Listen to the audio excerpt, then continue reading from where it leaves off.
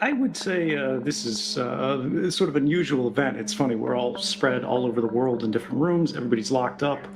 Um, but for me, this is how I've always lived. So much of my life, as I think is increasingly the case for you, wherever you are, is intermediated by these screens. We spend less time outside and more time staring into glass or through glass to connect with that larger world, with something beyond ourselves.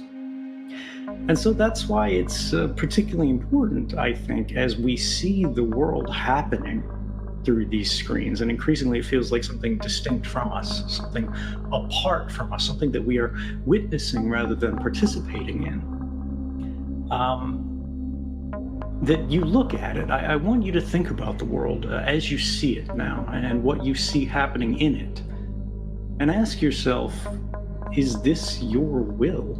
Is this what you wanted? Did you agree to this? Is this consistent with the vision of the future that you want to see?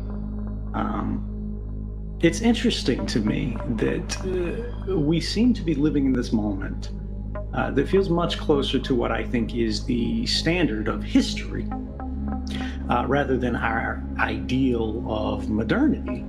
In that the institutional powers of our day, when you think about the structures that actually affect the world, organized groups of people who have assumed for themselves some mandate, whether it's to conduct business, whether it's to govern the lives of others, whether it's to make war. These institutional powers, they don't seem to particularly care about your answer to that question.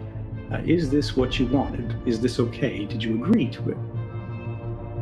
And I think when we look at those institutions and their responses to that question, or rather ask for their feelings about our answer to that question, it's informative because legislators would say that it doesn't matter. They control the law. Police would say that you don't have a choice as to whether or not you agree to this, because they have the gun, they have the baton. And Facebook would say, click OK to continue. And if you don't, you can't do anything because they control the policy. And through the policy, they control the platform. And through the platform, they control the public. They control all of us and aggregate our lives, or at least exercise some great level of influence over it by gating us off, separating us from the things that we need to do to connect and engage in just what is considered today a normal life. And so there is this presumption amongst all of them that merely by existing, merely by, click OK to continue, merely by continuing, they say that you agreed to this. But I don't think that you did, and I bet you don't think so either.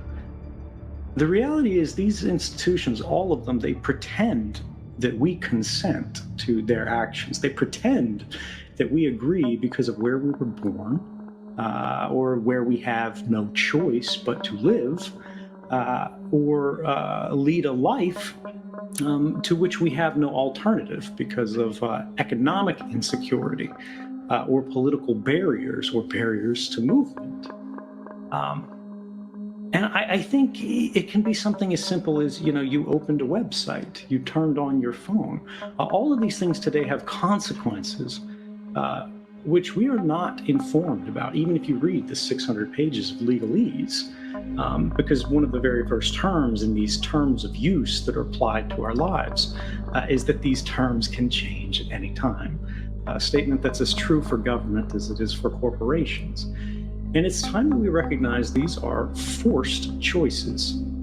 If we don't have an alternative but to click OK, if there's no other option but to say no thanks, I would rather have my privacy, no thanks, but I would rather not have you collect this data, no thanks, but I would rather not have you apply violence to minorities, to people who are unlike me, or even to people who are like me.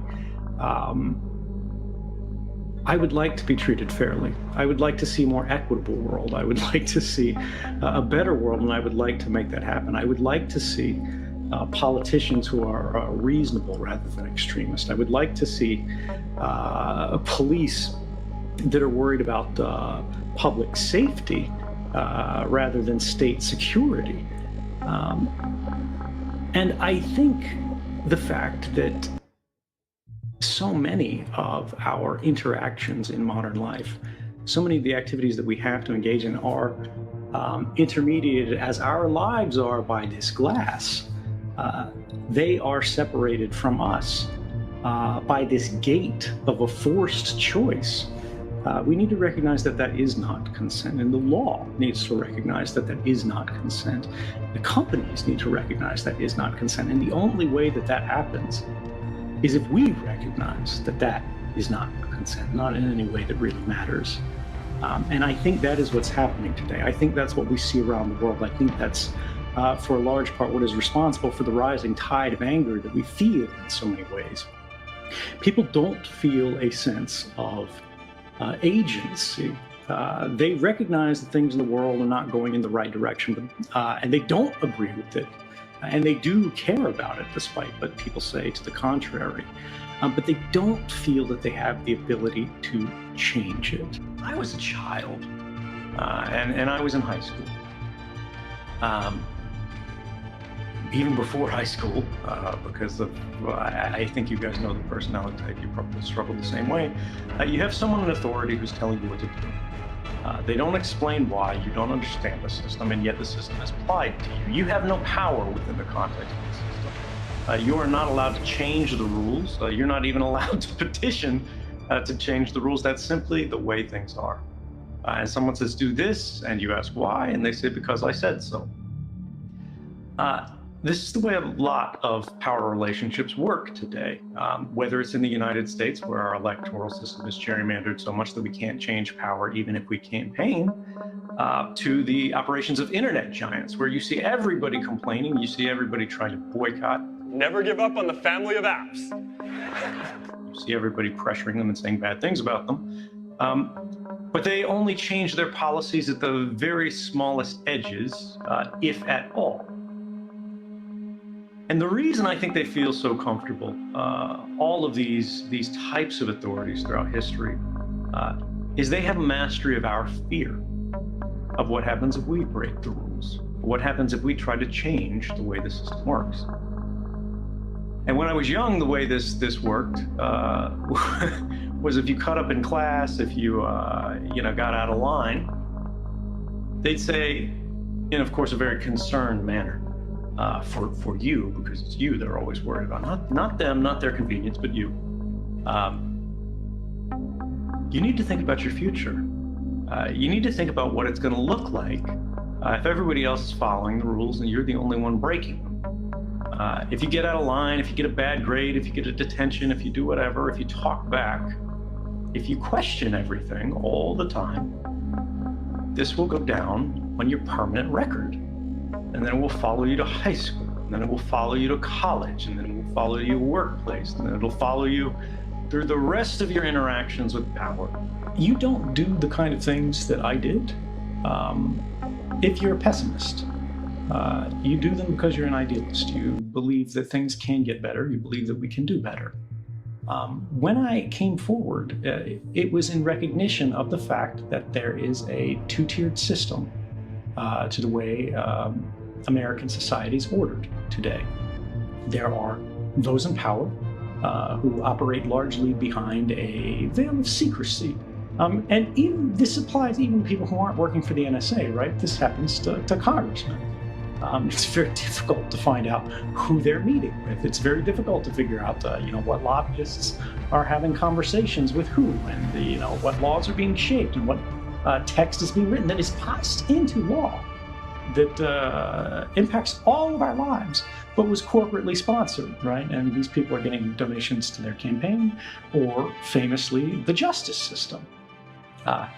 If you're a young person from a minority community with limited access to wealth and especially education, you're going to be treated very harshly by our court system.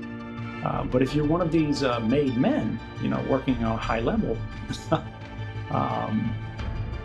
you will face a very different flavor of justice, shall we say, or no justice at all. But that will never change unless we make it change, right? Power admits nothing without a demand. Government is not going to reform itself. And the only way that things get better anywhere is through sacrifice. We've known this since we crawled out of the swamp of history. If you want to stay warm, somebody is going to have to go through the trouble of building a house.